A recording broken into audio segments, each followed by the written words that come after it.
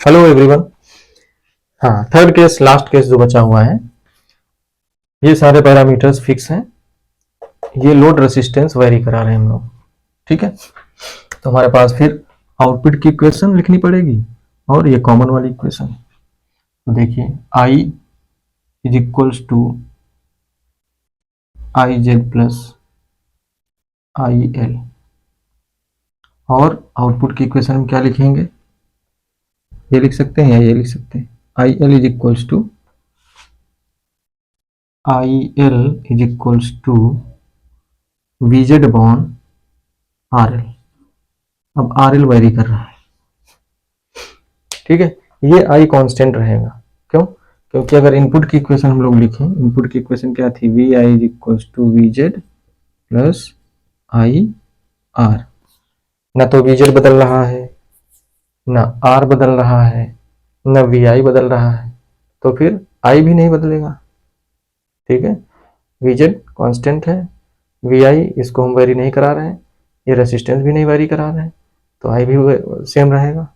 तभी तो लेफ्ट और राइट बराबर रहेंगे, अदरवाइज ये बदल जाएगा तो फिर ये भी बदलेगा। ये बदलना नहीं चाहिए क्योंकि हमने फिक्स रख रखा अपनी तरफ से। ठीक है, तो कहने का मतलब आई कांस्टेंट रहेगा।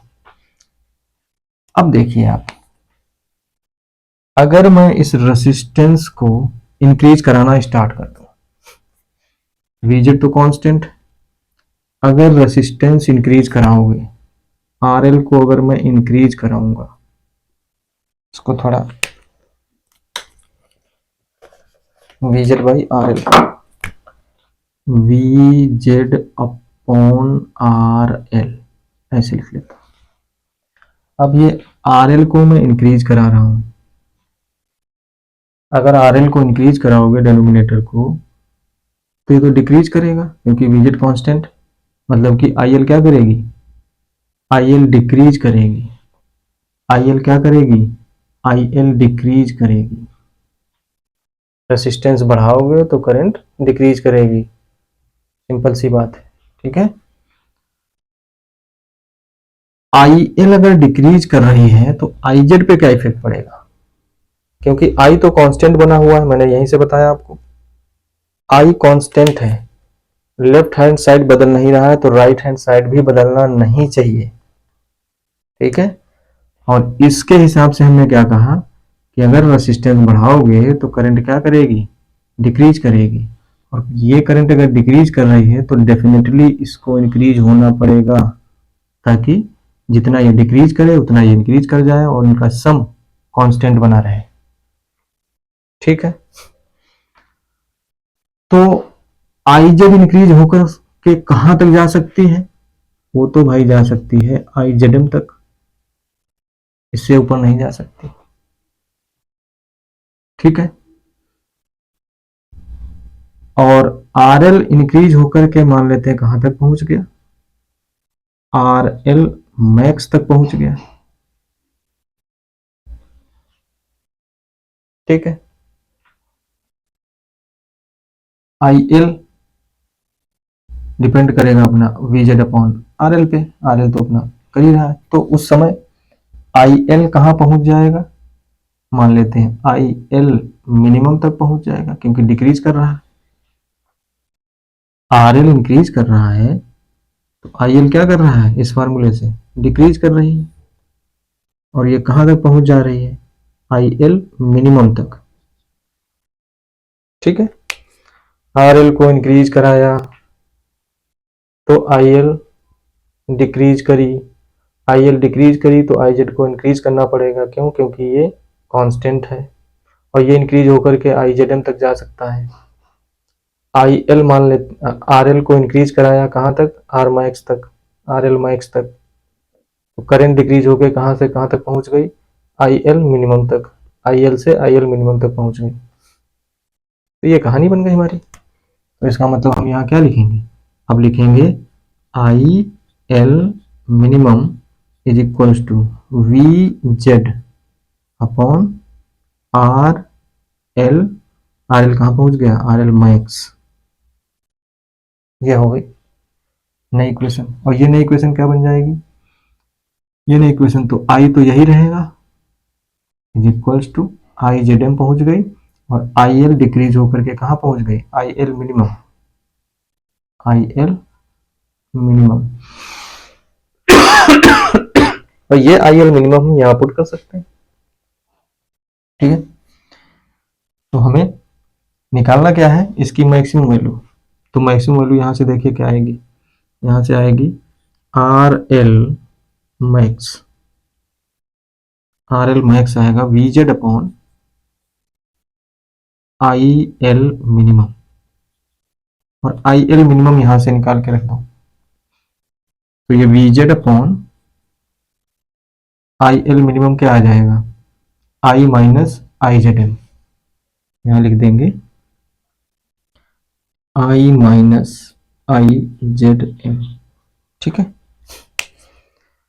तो सिंपल आर एल मैक्स क्या आ गया, वी जेड, ये आई एल मिनिमम नीचे चला गया, आई एल मिनिमम हमने यहां से रख दिया, ये जो नई इक्वेशन बन गई, आई एल मिनिमम क्या हो जाएगी आई, और इसको इधर ले गए माइनस आई जेड एम, ठीक। आई जेड एम हमें पता रहेगा क्वेश्चन में, या तो यही दिया रहेगा या फिर पावर रेटिंग दी रहेगी, पावर रेटिंग दी रहेगी तो उससे हम आई जेड एम निकाल लेंगे। आई जेड एम की वैल्यू क्या हो जाएगी, P Z M by V Z, तो यहाँ P Z M by V Z डाल सकते हैं। उसी क्वेश्चन में सारी चीजें हमें दिखेंगी, हमें कैसे उसको यूटिलाइज करना है वो समझना है बस। तो यही अपना क्या हो जाएगा, आर एल मैक्सिमम। अब मिनिमम की बात करें तो फिर से हम इक्वेशन लिखते हैं, वही क्या लिखा हमने, I is equals to I Z plus I L, और आई एल क्या लिखा हमने, आई एल लिखा था we Z upon R L. अब आर एल को क्या कराएंगे, डिक्रीज कराएंगे, अभी यहाँ इंक्रीज कराया था। तो ये रेसिस्टेंस अगर डिक्रीज कराओगे तो ये करंट क्या करेगी, इंक्रीज करेगी, और अगर ये करंट इंक्रीज करेगी तो ये करंट डिक्रीज करेगी, क्योंकि समेशन कांस्टेंट रहना है। तो ये डिक्रीज कर कर जेनरल करंट कहाँ तक मिनिमम जा सकती है, 0 एम्पियर तक, ठीक है।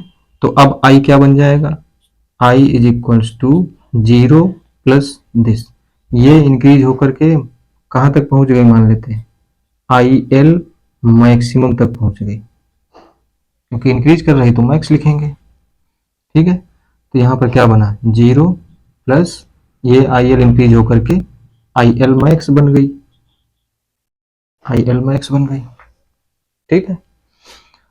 ये डिक्रीज होकर के आर एल मिनिमम बन गया, और ये इंक्रीज होकर के आई एल मैक्स बन गई, ठीक है, सेम ही है ये। तो ये हम क्या लिखेंगे फिर, आई एल मैक्स, ओके। तो इसके इक्वेशन क्या मिली हमें, नई equation, I L max, I L maximum is equals to V Z upon R L minimum. R L minimum यहां से क्या आ जाएगा, R L minimum is equals to V Z upon I L max, I L max, ठीक है। ये minimum पहुंच गया, ये मैक्सिमम हो गई करंट, तो ये नीचे हमने भेज दिया we Z upon I L max, और आई एल मैक्सिमम किसके बराबर हो गई, आई के बराबर हो गई, तो इसको हम आई रख देंगे यहाँ पे। तो वी जेड अपॉन आई, आई अपनी क्या है, ये फिक्स बनी हुई है, ठीक है। इसको हम निकाल सकते हैं बड़ी आसानी से, कैसे, V I minus V Z upon R, I आ जाएगी, तो वैल्यू यहाँ रख सकते हैं उसको, ठीक है। तो देखिए मैक्सिमम वैल्यू क्या थी, V Z upon I minus I Z M, यहाँ डेनोमिनेटर कम है, यहाँ डेनोमिनेटर ज़्यादा है, क्योंकि इसमें से कुछ माइनस हो गया है, डेनोमिनेटर कम होगा तो मैक्सिमम हो जाएगा, डेनोमिनेटर ज़्यादा होगा तो मिनिमम हो जाएगा। तो ये मिनिमम वैल्यू हो गई, ये मैक्सिमम वैल्यू हो गई। तो प्रोसेस याद रखना है, ओके। बाकी सारे सब में फार्मूले अलग अलग बनेंगे, फार्मूले कहाँ तक किस किस के याद रखोगे, इसीलिए मैंने बहुत आराम से डिटेल में बताया आपको।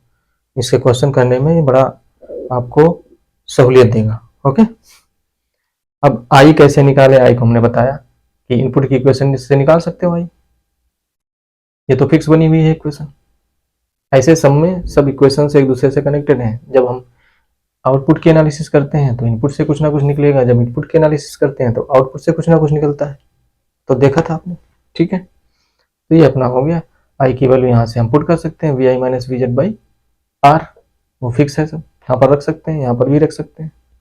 ओके, तो ये मिनिमम और मैक्सिमम बना। तो इसमें भी वैसे ही ग्राफ बनेगा आपका कि अगर हम आउटपुट इनपुट में ग्राफ बनाए, ठीक है, आउटपुट नहीं, आउटपुट और किसका वेरिएशन कर रहे हैं, आरएल का वेरिएशन कर रहे हैं, तो इधर क्या दिखाएंगे, आरएल, ठीक है। अभी इसके पहले हम आर का वेरिएशन कर रहे थे, ठीक है, तो उसमें हम आर के साथ ग्राफ बनाए थे। ओके, अगर उसमें कुछ चेंज हुआ हो तो देख लेना, मुझे याद आ रहा है उसमें जो है, इससे पहले वाले में जब हम आर वेरी करा रहे थे तो हॉरिजॉन्टल एक्सिस पे आर होगा और वर्टिकल एक्सिस पे आउटपुट होगा। हमेशा आउटपुट का वेरिएशन देख रहे हैं हम, ठीक है। एक बार आउटपुट का वेरिएशन इनपुट के साथ, जब इनपुट को वेरी कराया था तो इनपुट लिखा था, जब आर को वेरी कराएंगे तो यहाँ आर लिखेंगे हॉरिजॉन्टल पे, जब आर एल को वेरी कराओगे तो आर एल लिखोगे, ठीक।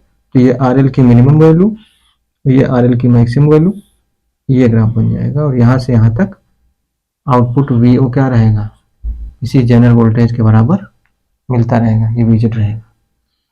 और अगर हम इससे ज़्यादा रेसिस्टेंस आर एल का बढ़ाएंगे या इससे कम रखेंगे तो या तो डायोड ऑफ हो जाएगा, जनरल डायोड, या फिर बर्न कर जाएगा।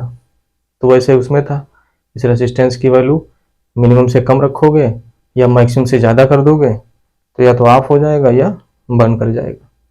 इसकी एक रेंज में जो है ये ऑपरेट करता रहेगा, और इसकी एक रेंज में ऑपरेट करता रहेगा और इसकी भी एक रेंज में ऑपरेट करता रहेगा। उस रेंज के बाहर या तो ऑफ या तो बर्न, ठीक है। तो ये सारी एनालिसिस जेनर डायोड की हो गई। अब इसके बाद हम लोग क्वेश्चंस करेंगे। Thank you.